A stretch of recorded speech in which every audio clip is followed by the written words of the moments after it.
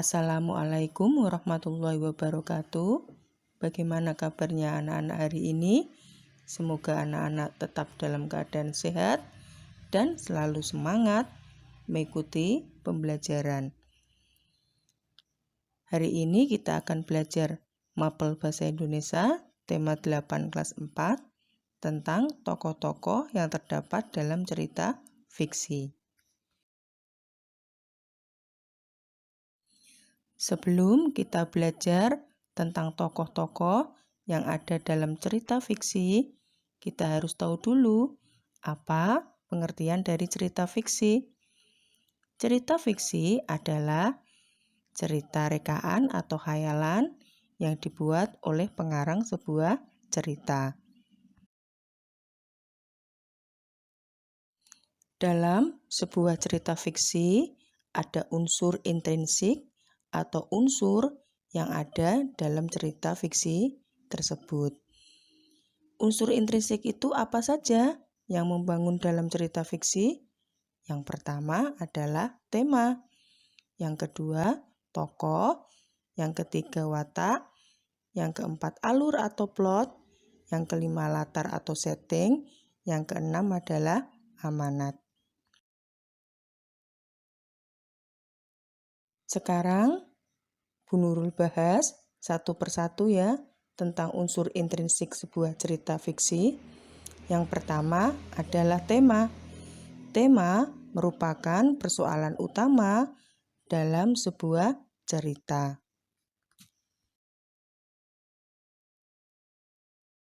Unsur intrinsik yang kedua adalah tokoh. Tokoh ini merupakan pelaku dalam sebuah cerita. Unsur intrinsik yang ketiga adalah watak. Watak merupakan sifat pelaku dalam sebuah cerita. Unsur intrinsik dalam sebuah cerita yang keempat adalah alur. Alur merupakan rangkaian peristiwa dalam sebuah cerita.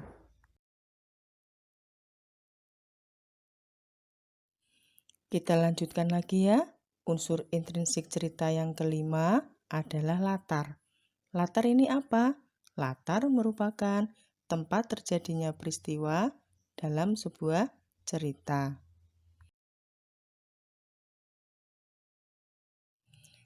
Unsur intrinsik cerita yang keenam adalah amanat. Amanat ini apa? Amanat merupakan pesan moral yang disampaikan oleh pengarang dalam sebuah cerita.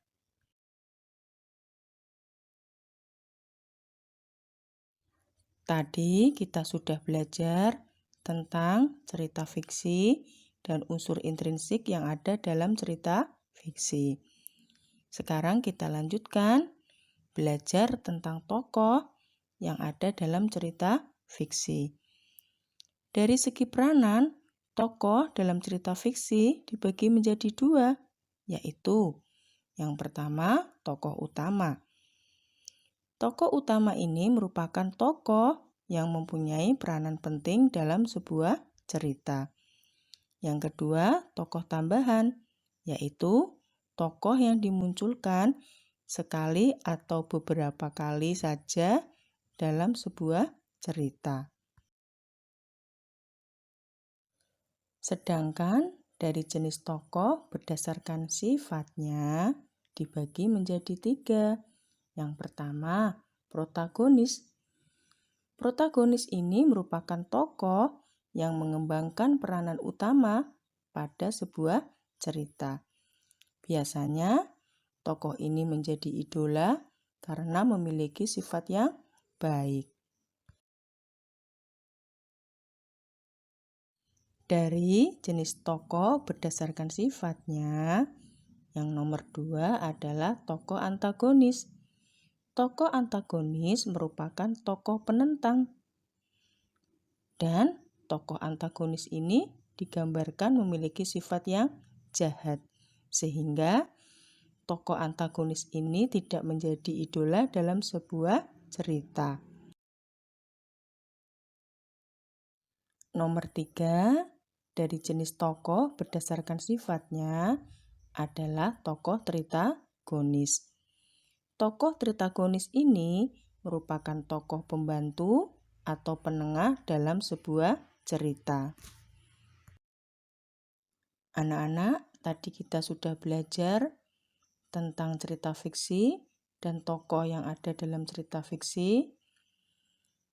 Mapel Bahasa Indonesia, kelas 4, tema 8. Semoga yang kita pelajari hari ini membawa manfaat bagi kita semuanya. Terima kasih dan selamat belajar. Wassalamualaikum warahmatullahi wabarakatuh.